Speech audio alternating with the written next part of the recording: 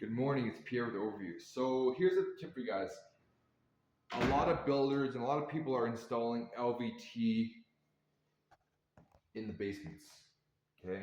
Now, which is fine, but the thing is you gotta make sure that the substrate you're putting it on is actually flat, because what can happen is the joints can start to separate.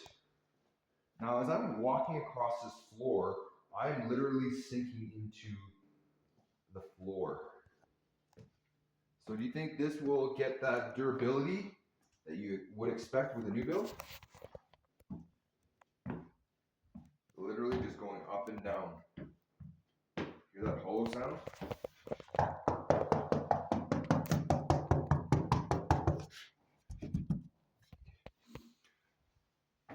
New build, new floors, poor install.